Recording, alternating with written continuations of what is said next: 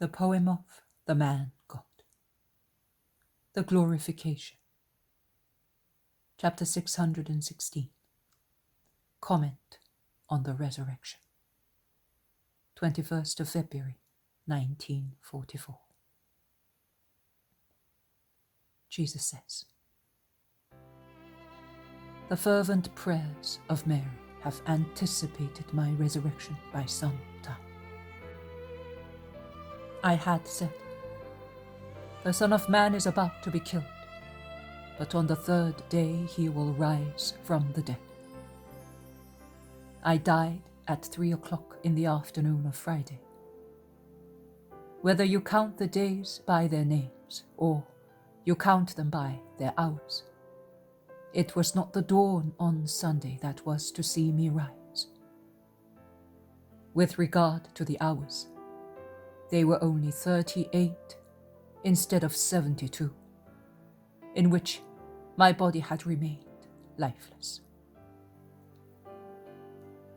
With regard to the days, it should have been the evening of the third day to say that I had been in the sepulchre 3 days. But Mary anticipated the miracle. As when with her prayers she opened the heavens a few years in advance of the predetermined time to give the world its salvation, so now she obtains some hours in advance to give comfort to her dying heart. And I, at the beginning of dawn on the third day, descended like the sun, and with my brightness I broke the human seals, so useless before the power of a God. With my power I prized open and overthrew the stone, watched over in vain. With my apparition, like lightning, I knocked down the utterly useless guards placed as guardians of a death that was life, that no human power could prevent from being such. By far more powerful than your electric current, my spirit entered like a sword of divine fire to warm the cold remains of my corpse. And in the new Adam, the Spirit of God breathed life, saying to itself, 'Live, I want it.' I, who had raised the dead when I was only the Son of Man, the victim appointed to be burdened with the sins of the world. Should I not have been able to raise myself, now that I was the Son of God, the first and the last, the eternal living being, he who holds in his hands the keys of life and of death? And my corpse felt life go back to it. Look, like a man who awakes after a sleep brought about by enormous labor, I breathe deeply, and I do not open my eyes yet. Blood begins to circulate again, though not fast yet, in my veins. It brings thought again to the mind. But I come from so far. Look, like a wounded man whom a miraculous power heals, blood comes back into my empty veins. It fills my heart, warms my limbs, heals my wounds. Bruises and sores disappear. Strength comes back. But I was wounded so badly. Look, power works. I am cured. I am awake. I have come back to life. I was dead. Now I live. Now I rise. I shake the linens of death. I cast off the covering of ointments. I do not need them to appear the eternal beauty, the eternal integrity. I clothe myself with a garment that is not of this earth, but is woven by him who is my Father, and who weaves the silk of the virginal lilies. I am dressed in splendor. I adorn myself with my wounds, which no longer drip blood, but give off light. The light that will be the joy of my mother and of the blessed souls.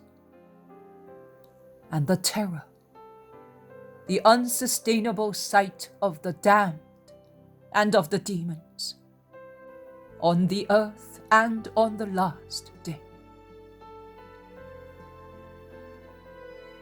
The angel of my life of man and the angel of my sorrow are prostrated before me and worship my glory. Both my angels are here, one to delight in the sight of him whom he guarded, and who now no longer needs angelical protection. The other who saw my tears to see my smile, who saw my struggle to see my victory, who saw my grief to see my joy. And I go out into the garden full of flower buds and of dew. And the apple trees open their corollas to form a flowery arch over my royal head. And the grass makes a carpet of gems and corollas for my foot, that treads again on the earth, redeemed after being lifted up on it to redeem it.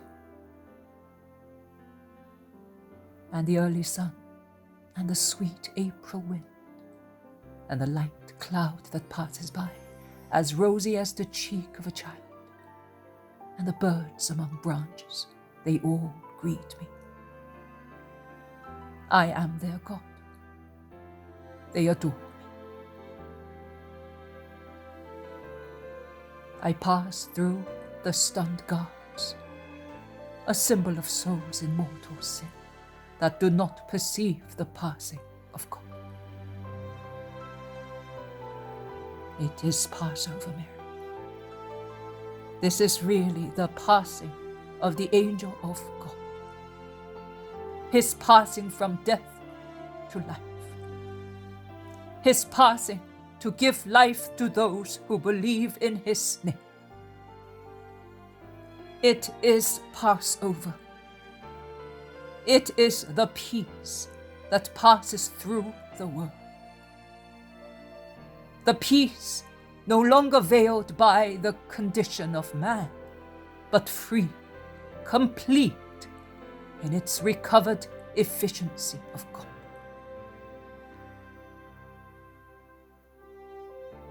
And I go to my mother. It is fair that I should go. It was fair for my angels. It is much more so for her, who, besides being my guardian and comfort, gave me life. Before going back to the Father in my glorified appearance of man, I go to my mother. I go in the splendor of my paradisiac appearance, of my living gems. She can touch me. She can kiss them, because she is the pure, the beautiful, the beloved, the blessed saint of God. The new Adam goes to the new Eve. Evil entered the world through a woman and was defeated by the woman. The fruit of the woman has detoxicated men of the slaver of Lucifer. Now, if they want, they can be saved. She saved woman who had remained so fragile after the mortal wound. And after showing myself to the pure one, to whom, by right of holiness and maternity, it is just that the Son God should go,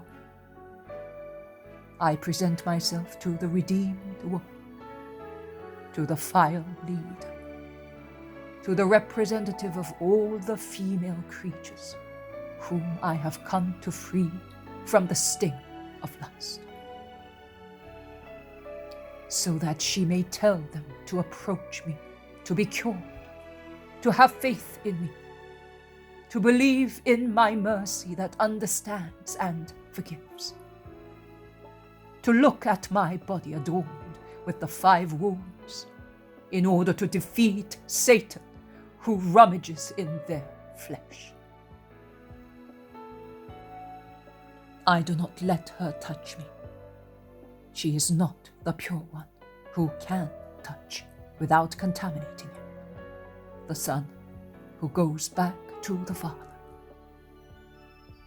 She has still much to purify through penance, but her love deserves that reward. She was able to rise through her own will from the sepulchre of her vice, to strangle Satan who held her, to defy the world out of love for her Savior.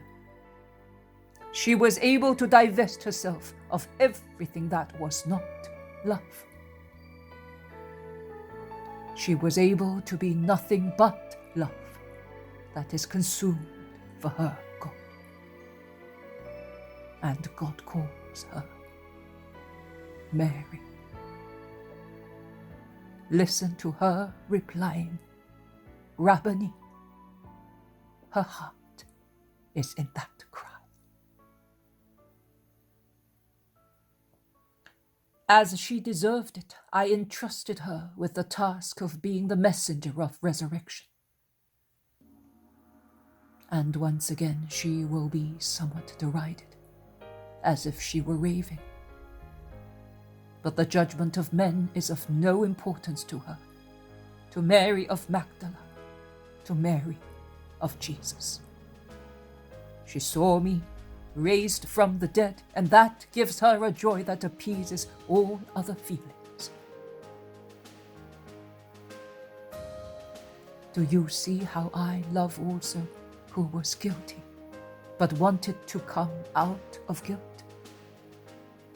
Not even to John did I show myself first. It was to the Magdalene that I showed myself. John had already received the state of son from me. He could have it, because he was pure and could be not only a spiritual son, but also one who gave the pure Mother of God and received from her those needs and those cares which are connected with the body. The Magdalene, the one revived to grace, has the first vision of grace risen.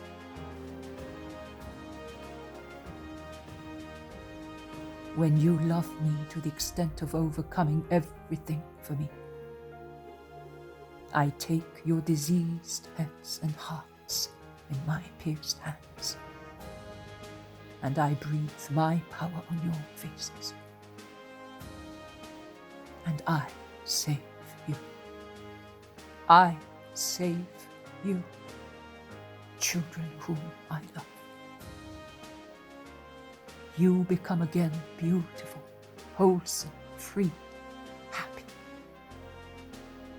You become again the dear children of the Lord. I make you the bearers of my goodness among poor men, to witness my goodness to them and convince them of it and of me. Have have faith in me. Love, be not afraid. May what I suffered to save you assure you of the heart of your